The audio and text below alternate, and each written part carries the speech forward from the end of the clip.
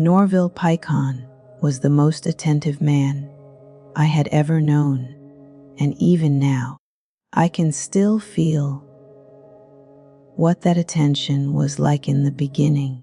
It didn't arrive all at once in some overwhelming rush. It came gently, steadily, like warmth returning to your hands after a long winter. It felt safe. It felt earned. It felt like something I had waited years for without quite knowing. I was waiting. After 8 years of living in the quiet absence left behind, when my husband Antoine passed, I had grown used to being alone in a way that settles into your bones. Not bitter, not lonely in the dramatic sense, just accustomed. Life had softened into routines, into predictable comforts, into a kind of peace that doesn't ask much from you. And then Norville came along and asked everything, but in such a beautiful way that it didn't feel like asking at all. I met him at a Zydeco dance in Houston in the fall of 2015. The music was loud, the room alive, full of people who still believed in joy, even with gray hair and slower knees. I remember noticing him before he ever spoke to me, his posture, the way he carried himself, like he still cared about being seen. His shirt was pressed, his shoes clean in a way that told me he had taken time. And when he danced, he didn't shuffle or sway absent-mindedly like some men do at that age. He danced with intention, with presence, like each step mattered. When he asked me to dance, I said yes without thinking too much of it. When he asked again, I smiled.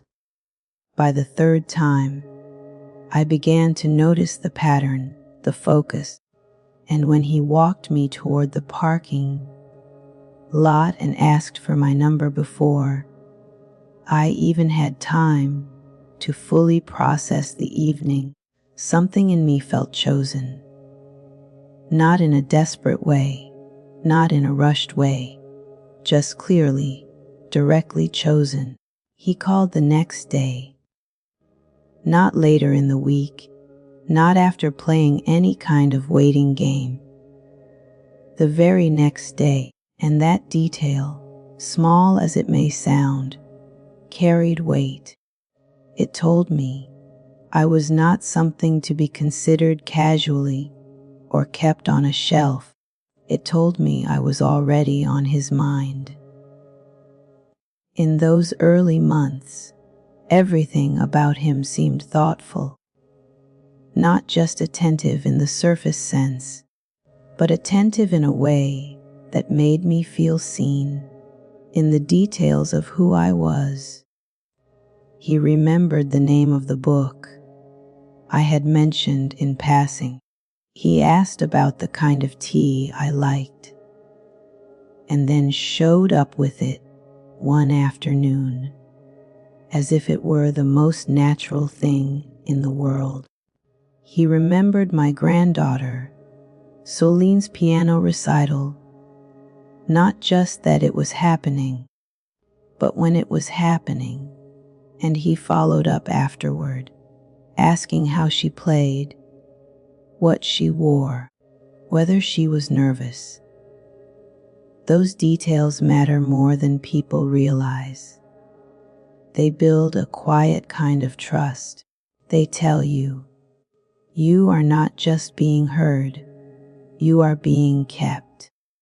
And after years of not being kept by anyone in that way, it felt like breathing in something fresh and clean. It felt like oxygen filling spaces I didn't even know had gone empty.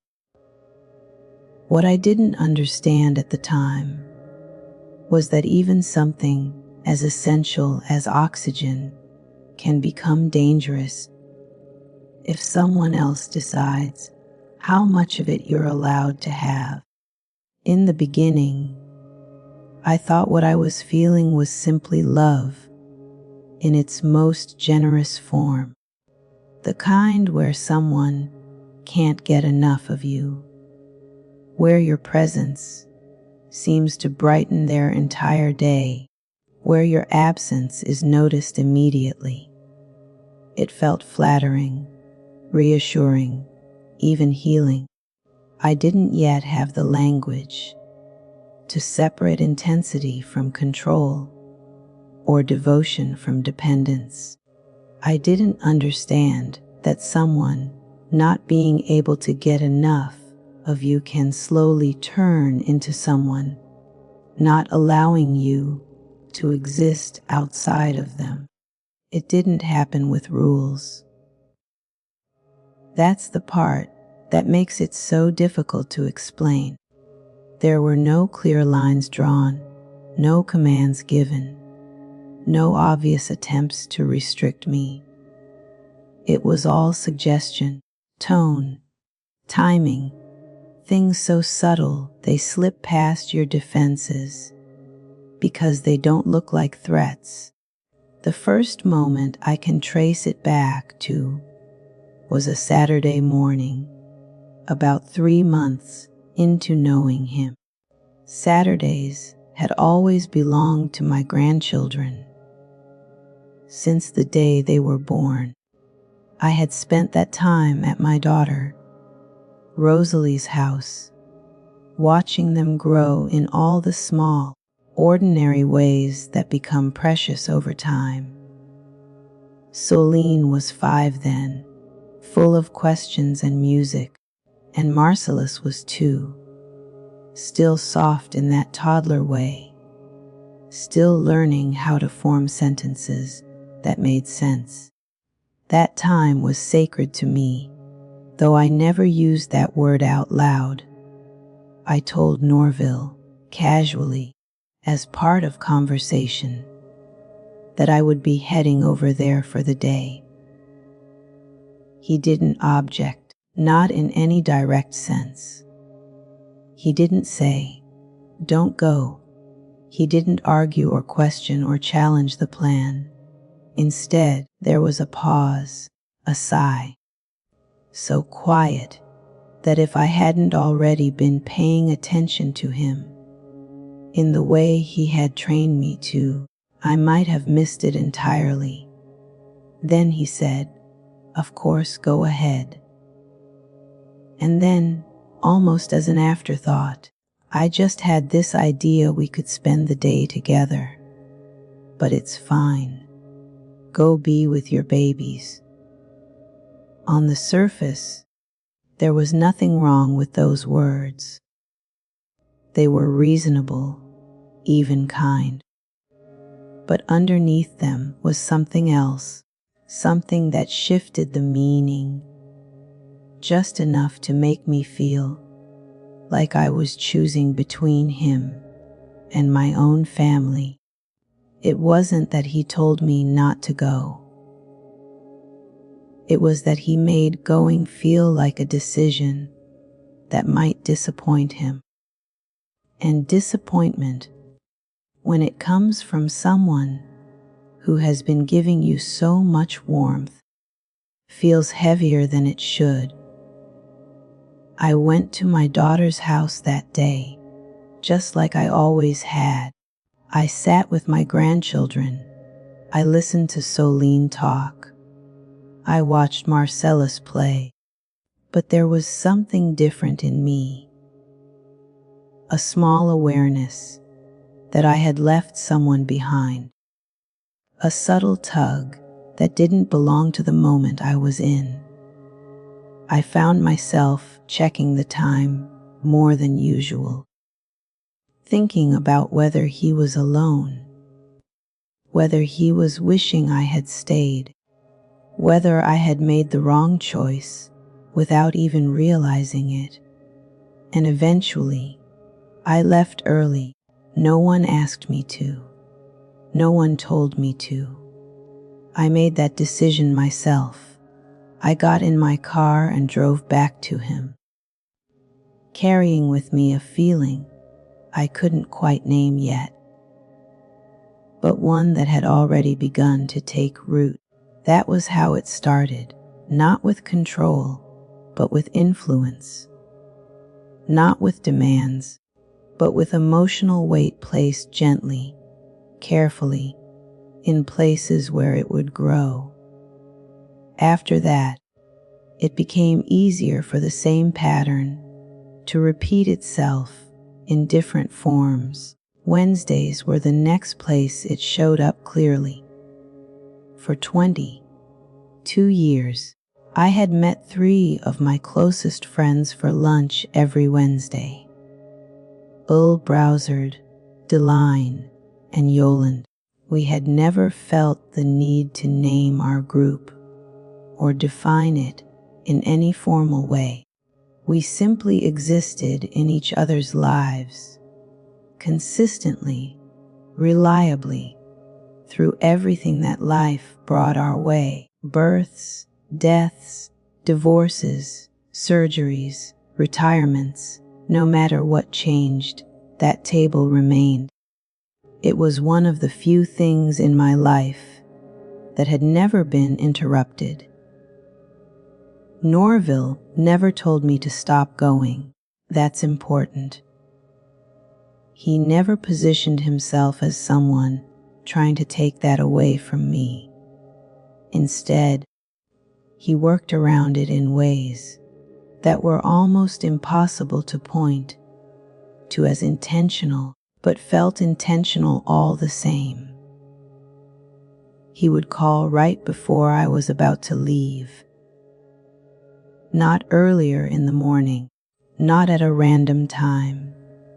Specifically in that window when I was picking up my purse, mentally transitioning from one part of my day to another.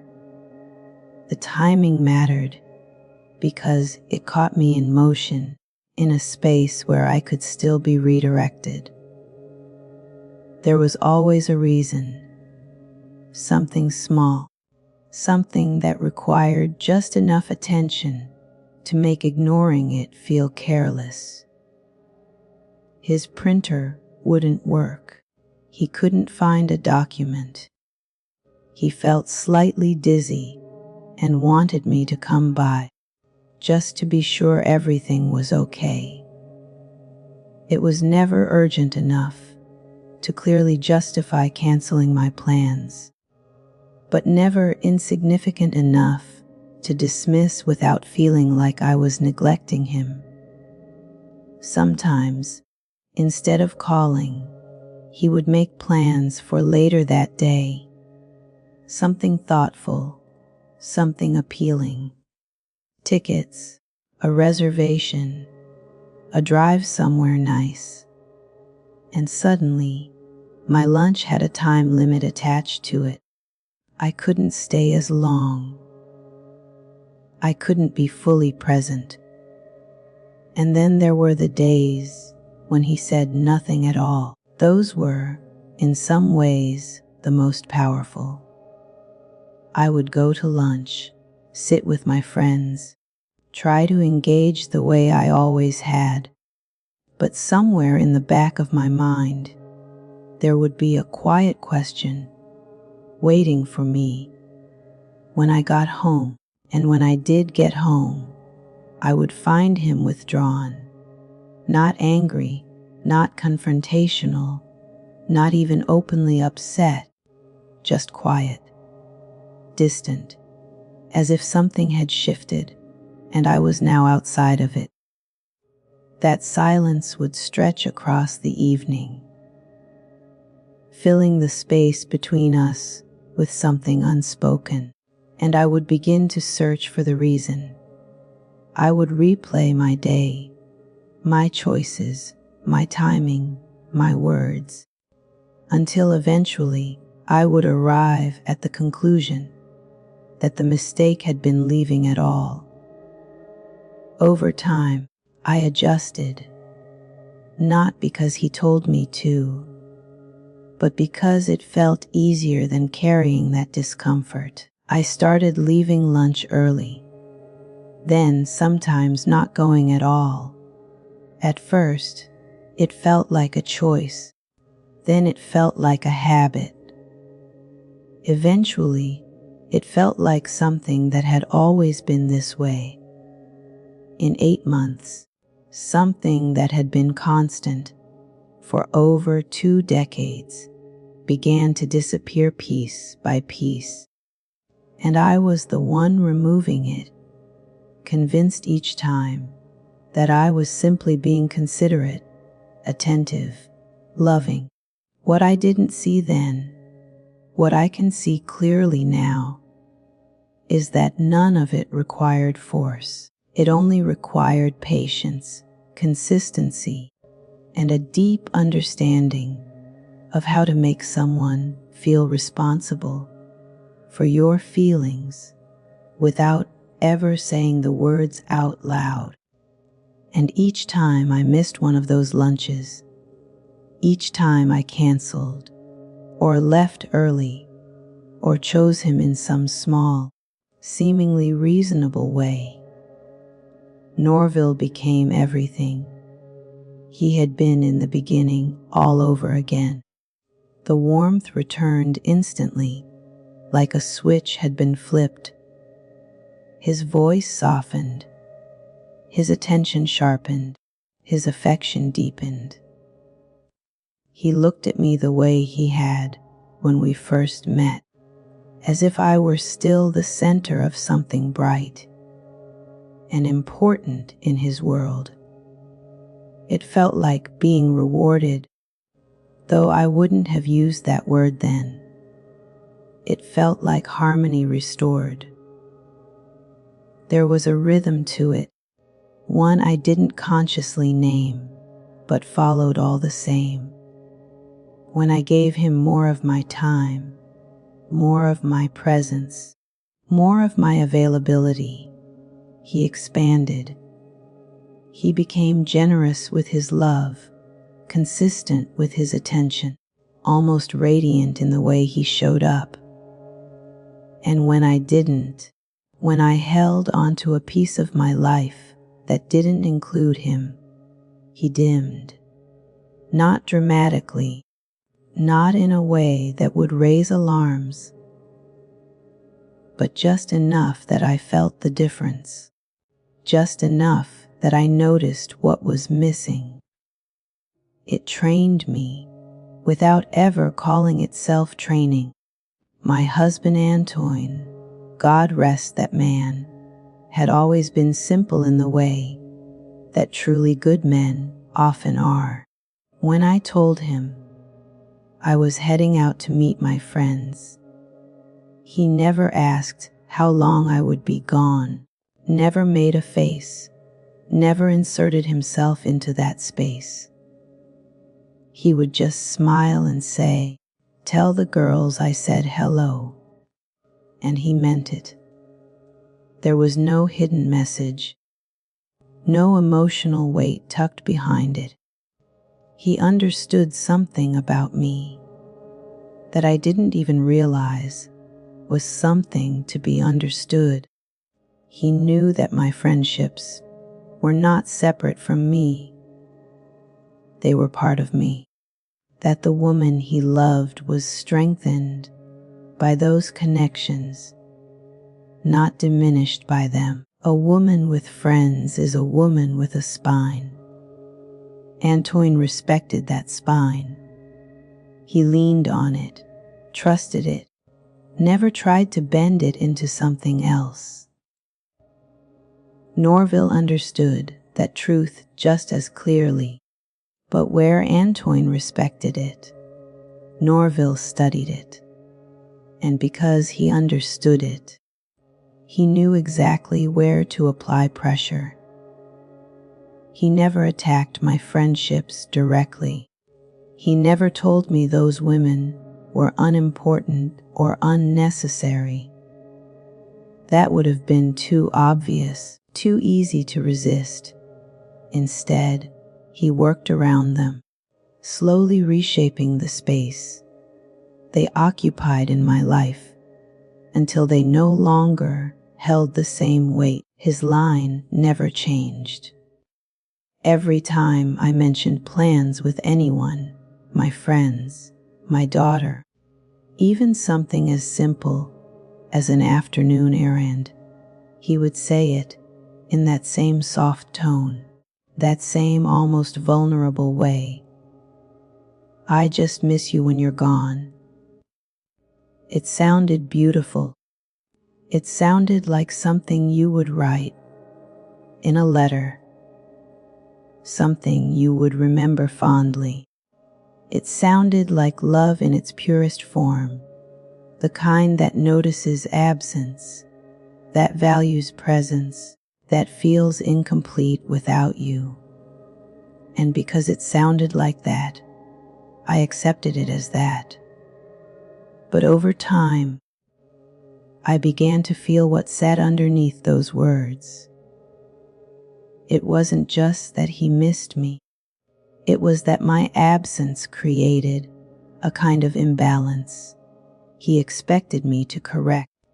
It was that my time away from him wasn't neutral.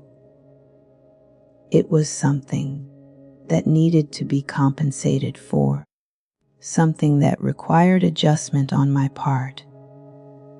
Love doesn't work like that. Love doesn't keep quiet accounts of time given and time withheld. Love doesn't make you feel like your life outside of it is something you have to justify or repay.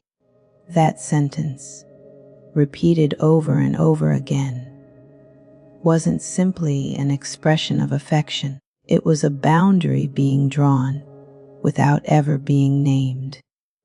A soft claim being placed on my time, my attention, my presence. By the time I reached 10 months with him, I was no longer moving through my life the way I used to. I was moving through it with awareness, checking, adjusting, anticipating.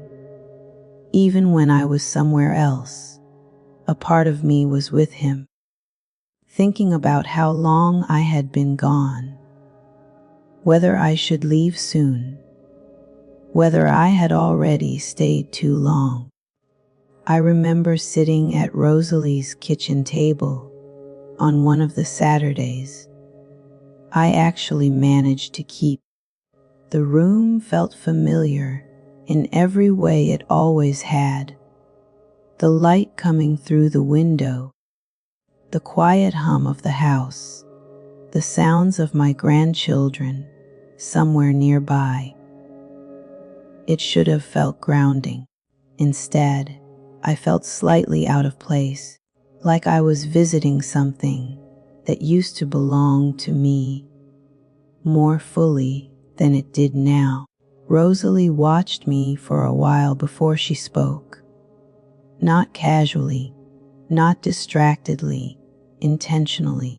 And when she finally did, her words didn't come wrapped in softness.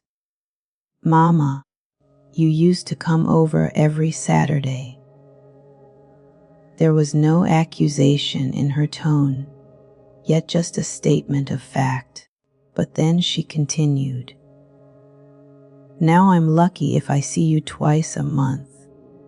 And when you do come, you're checking your phone the whole time." That was the part that stung in a way I couldn't immediately defend against. Because it was true. Even when I showed up physically, I wasn't fully there. My attention was split, tethered to something else, waiting for a message, anticipating a call, measuring time in a way I never used to. Instead of sitting with that truth, I pushed back. I felt the need to protect what I had with Norville, to frame it in a way that made sense, that made it seem harmless, even good. I'm not being managed. Rosalie, I said. He just likes spending time with me. Even as I said it, there was a part of me that knew I was simplifying something more complicated. But I held on to it anyway. It was easier than unraveling what was really happening. Rosalie didn't argue loudly. She didn't raise her voice or push harder than she needed to. She simply said the one thing that cut through everything I was trying to maintain. You're not busy, Mama. You're managed. That word didn't just sit in the room. It settled into me. It carried weight, clarity, and something else I wasn't ready to accept yet. I reacted the way people often do when they are confronted with something too close to the truth. They reject it. I got angry, not just at her, but at the discomfort she created, at the idea that what I was experiencing might not be what I believed it to be. I left that day carrying that anger, and instead of examining it, I took it straight to Norville.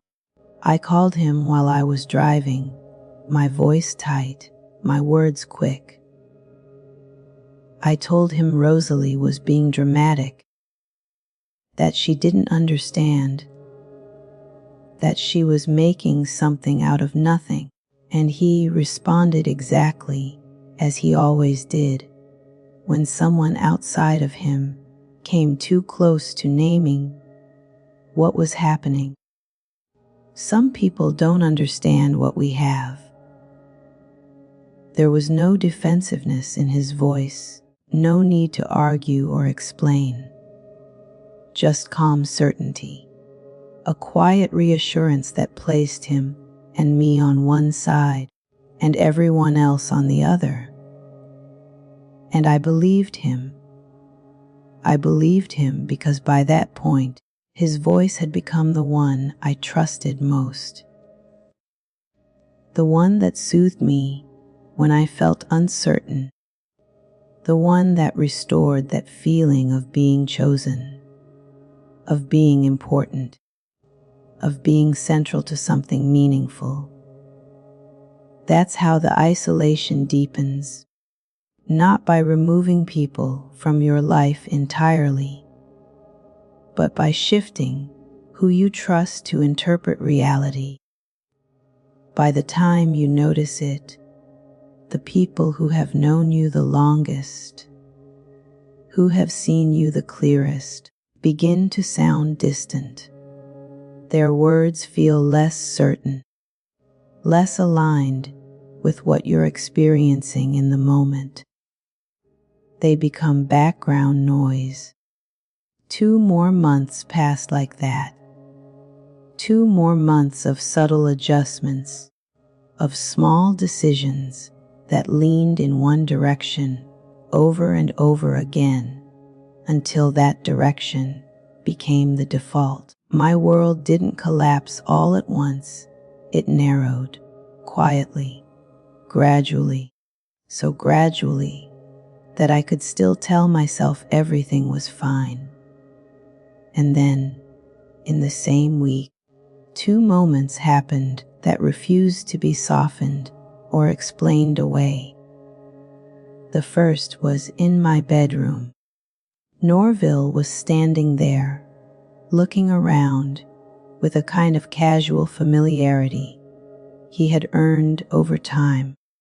His eyes moved across the space until they landed on the framed photo of Antoine on my dresser. It had been there for 9 years. It wasn't new. It wasn't hidden. It wasn't something I had ever felt the need to justify.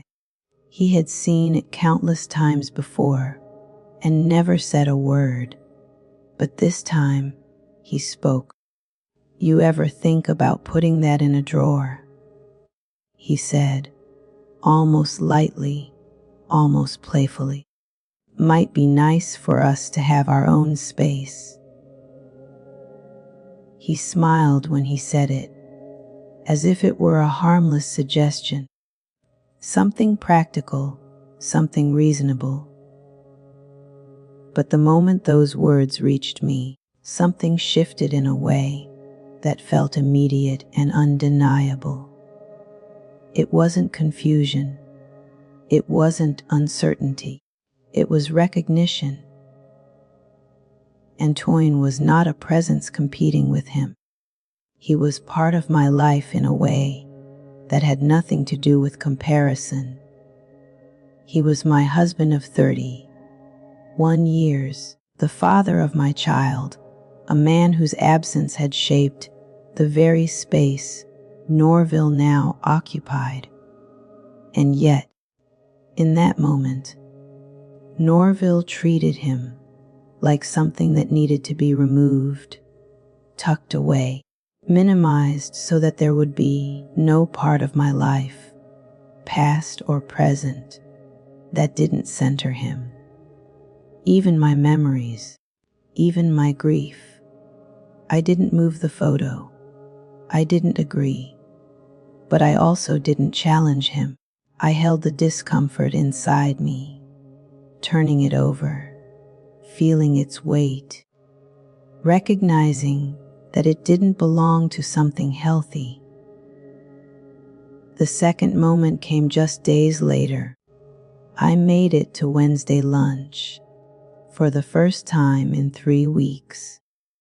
Walking into that space felt different than it used to, not because anything had changed there, but because I had. Still, when I saw Ole, Deline, and Yolande sitting together, something in me softened, something familiar returned, even if only briefly. We talked the way we always had, easily, naturally, without effort. For a little while, I felt like myself again. Not the version of myself that had been adjusting and accommodating, but the one who simply existed without needing to measure or manage her presence. After Deline and Yolande left, Ole stayed behind. She reached across the table and took my hand, and when she looked at me, there was no hesitation in her gaze.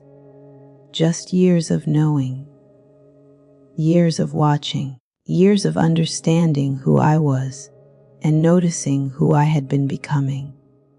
"Ceci," she said, her voice steady, "I've known you for 22 years. You are the woman who shows up for everybody. That's who you are." There was no accusation in her words, just truth. "And I have watched you disappear for the last year." That sentence didn't hit all at once.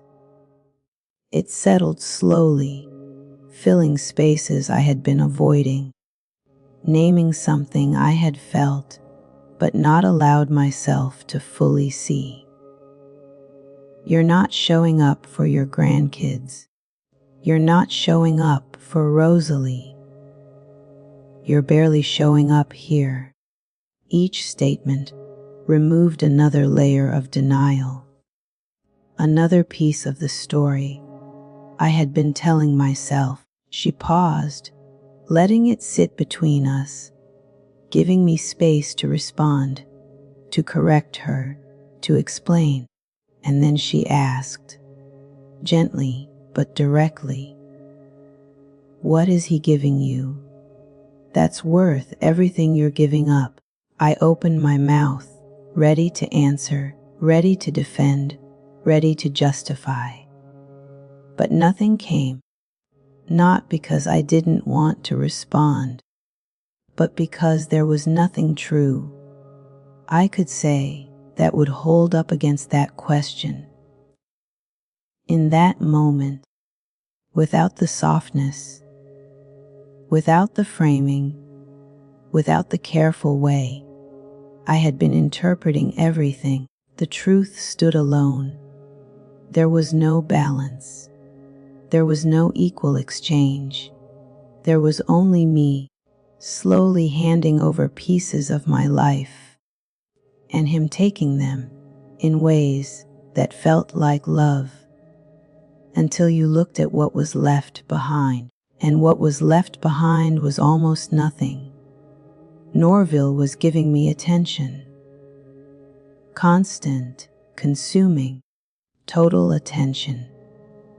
It wrapped around every moment of my life, filled every quiet space before anything else could reach me.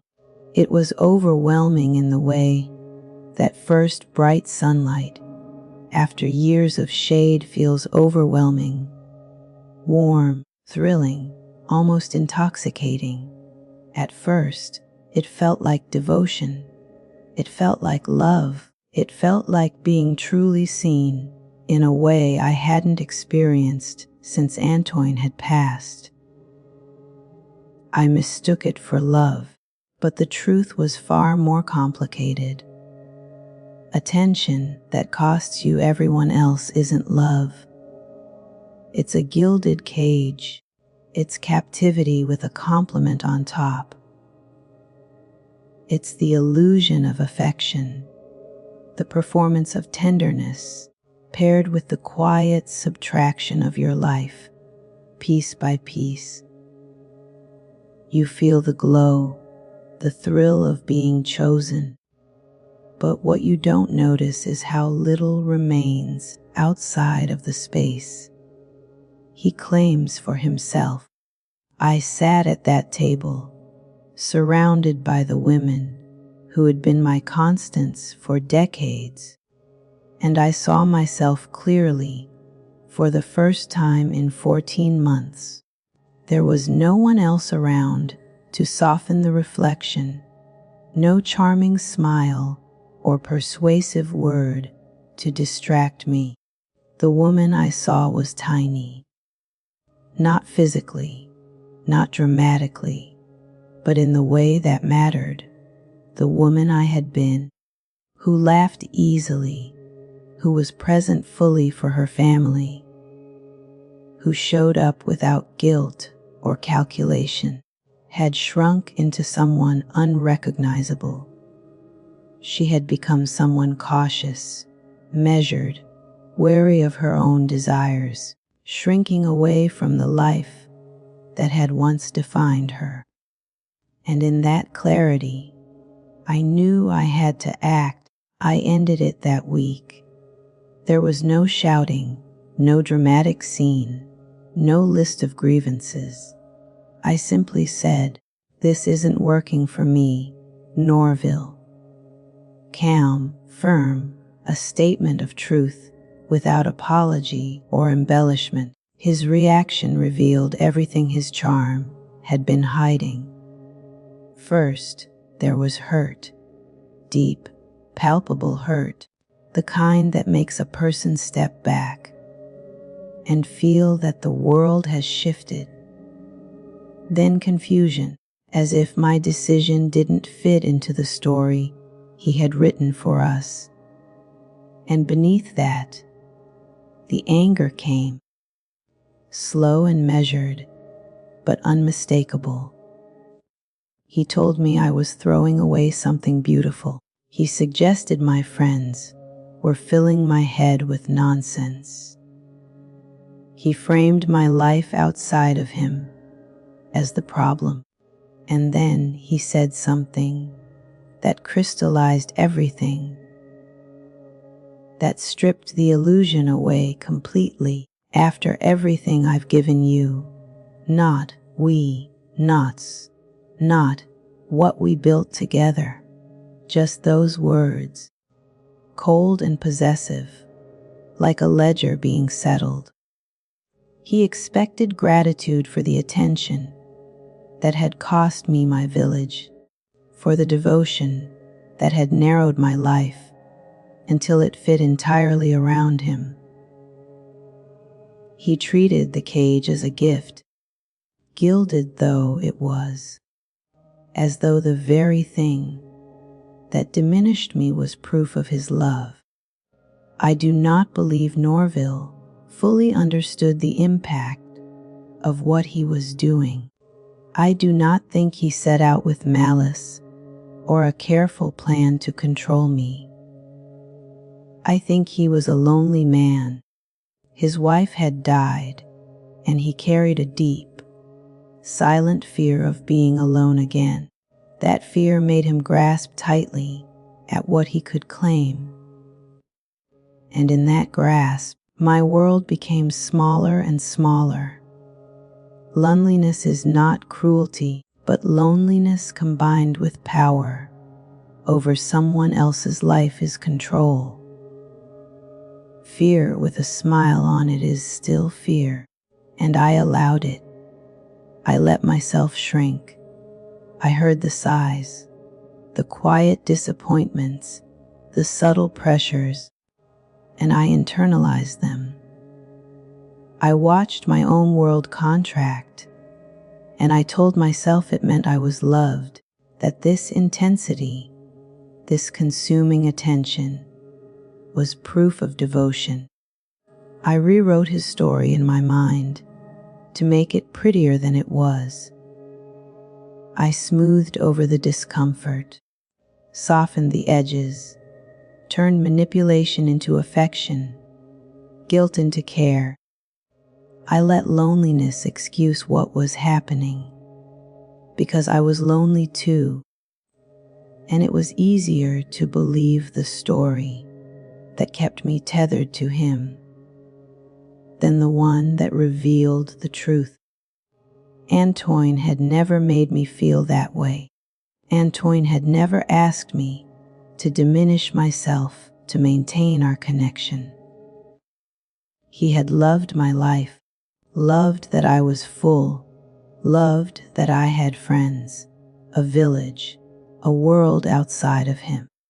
When I came home from Wednesdays, he asked what Ole and the others had said.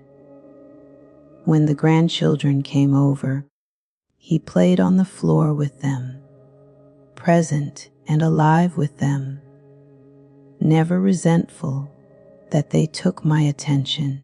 Antoine had understood that a woman with a village is stronger, more alive, more whole. Norville wanted me empty. Empty of friends, empty of family, empty of everything but him, and he called that love. After I left him, I began to reclaim the pieces of myself that had been pushed aside. I went back to my Wednesdays. The table was the same, the laughter the same, but the air around me had shifted. I could breathe again. O looked at me, really looked, and said, "There she is."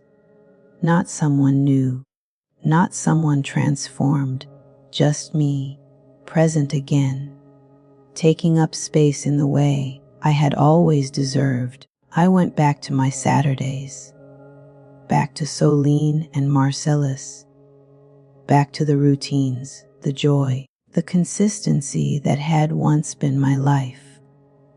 I didn't offer explanations. I didn't try to justify my absence. I simply returned, fully, consistently, with presence and love, the way I had been before anyone tried to shrink me. Rosalie hugged me at her door one evening, holding on a little longer than usual, and said quietly, "I'm glad you're back, Mama," and I felt it deep in my chest. I am too, baby. I am too. Now I know without question that attention, no matter how consuming or flattering, is not love. True love does not shrink you. True love does not punish you for having a full life, for maintaining friendships, for enjoying time with the people you love. Love makes your world bigger, not smaller. Love encourages you to breathe, to expand, to live fully. Control, on the other hand, masks itself in charm. It masks itself in worry, in gentle words, in a tone that sounds like care. But it's still control, it still limits, it still confines. It is a leash, gilded with smiles and soft phrases. A man who loves you wants your world to be wide. A man who needs to own you wants your world to contract until he is the center of it. I am 74 years old. I have my Wednesdays, my Saturdays, my grandchildren, my daughter, and my village of friends who have stood beside me through decades of life. That world is mine. No man, no matter how charming, no matter how attentive, no matter how persuasive, will ever make it small again. I have taken my life back. I have reclaimed my time, my space, my joy, my presence. I have returned fully to the person I always was and always will be. This is what I want every woman to see. If your world is shrinking around someone, if your attention is being taken at the cost of everyone else in your life, that is not love. That is control. And you deserve a world that is as wide as your heart. A world that allows you to be fully, vividly, wholly yourself. I am 74 years old. I have my Wednesdays, my Saturdays, my grandchildren, my daughter, and my village of friends who have stood beside me through decades of life. That world is mine. No man, no matter how charming, no matter how attentive, no matter how persuasive, will ever make it small again. I have taken my life back. I have reclaimed my time, my space, my joy, my presence. I have returned fully to the person I always was and always will be. And now, I live without apology. I love without fear. I show up for the people I love, for the life I love, and for myself. I am whole and I am free. That is the measure of real love, not possession, not attention, not control, but freedom. Freedom to be full, freedom to be seen, freedom to live, and nothing, no one, can take that from me.